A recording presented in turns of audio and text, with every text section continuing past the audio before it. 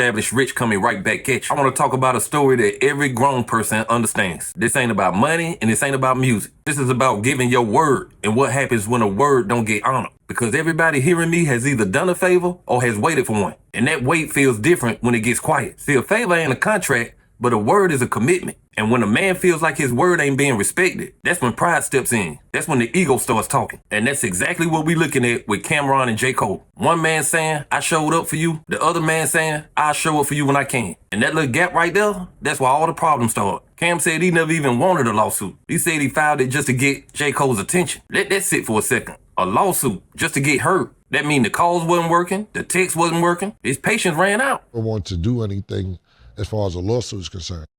This is exactly what happened, just so you know. And I don't really care anymore. It was just more to get his attention. Not saying that I don't need to be compensated for what I do or do what you say you're going to do. And to me, being a man is keeping your word. And I know everybody's busy and everybody has things to do and so on and so forth. But if I give you my word 4 or 5 times, I got to do it out of the one time out of 4 or 5 times. So on his first project he did, I did an intro for him. He needed it within 24 hours. Luckily, I was in my home studio. I called my engineer over. I did the record for him for his intro. I think it's I-95 or something like that. I think we have 48 hours to do it. I called my engineer over, knocked it out, gave it to him. Cool. I told him I may need a verse whenever I get a project done. So he said, cool. He had another project that he put out. I think it was the last project he put out. I forget what it was called, but I did I'm Ready over for his project, which was originally a Diplomat record. I'm Ready that we did on the Diplomat project. So he said, when are you in town? Are you going to be in New York? And I'm like, no, next week. He hit me the next week. You in town? I said, yeah. He said, can you come to the studio? I said, I could come tomorrow. I'll make time. I went to the studio. He played me the record. I did the record. You can ask him. And Corday was there, the young boy Corday, the rapper. He was there. I did the record in 20 minutes. I went off about my business. I told him, look, I just need an interview. First I said I want a verse. Then he says, okay, when's the project coming out? When's you gonna get it? I said, I don't know when the project, I just need a verse. Because this project, the last project I did for him, let's just say it was June, it's supposed to come out in November. It didn't come out till the next November. So he was sitting on the verse for like 1.5 years, which it was to me old at the time. And I'm saying, that's it. But he called me one night like, yo, I'm just letting you know Monday I'm putting that song out. And I'm like, all right, cool, no problem, it's all good. I need a verse. Well, I'm exaggerating, but he's like the shock rain right now. And, the moon got aligned with the stars. And, when I write, I put my all into it.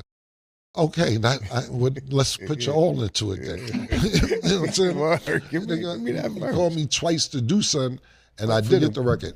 Let's do an interview.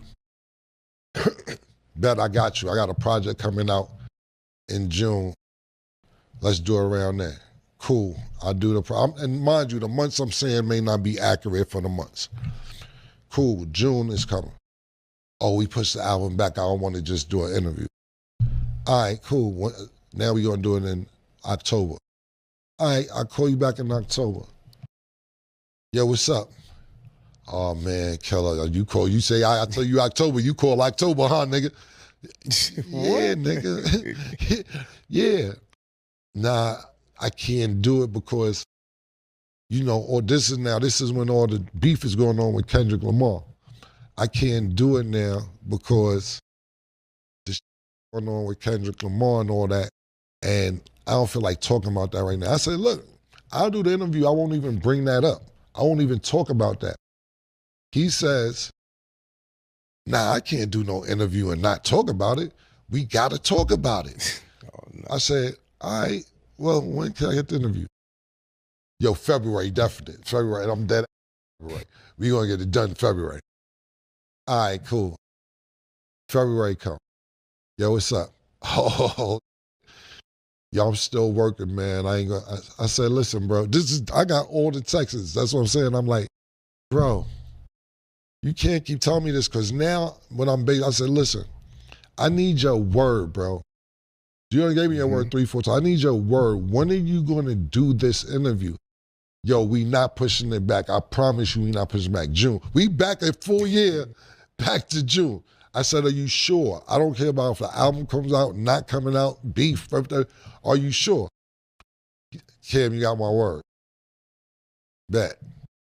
Now I'm starting to do all these, other shows I got going on, deals I got lined up on the table, et cetera, et cetera. So I'm out polying deals. And like I said, that's why I say you don't count no money till it's in your pocket, which it didn't matter anyway. But when I'm polying these deals, JCole doesn't do a lot of interviews. I'm saying I'm going to have JCole interview for you in June. They're like, get the here. I'm like, nah, I'm dead serious. Cool. Now I'm polying deals off of what you told me, which, you shouldn't do that anyway. That's not a tangible business. But if I did 2 favors for you, then you gave me your word 4 times, I'm assuming on the 5th time, you got it. And that's way past due. You said rain, sleet, snow. This time you dead serious. June come, and then I say, yo, what's up? He say, yo, bro, I'm going to have to keep it real with you. I can't do it. I don't know when the album going to be done. And I say, I can't promise you a date, but I can do the date. I don't want to keep telling you I'm going to do it and don't do it, this, that, and the third. So I'm going to just have to say I'm going to have to pass for now. Now I got to cut you. You know what I'm saying? Pass for now. What the? So I knock a song out for you in 48 hours because 4 times you're going to do it. 5th time you told me forget it. Just pay me for what I've done already.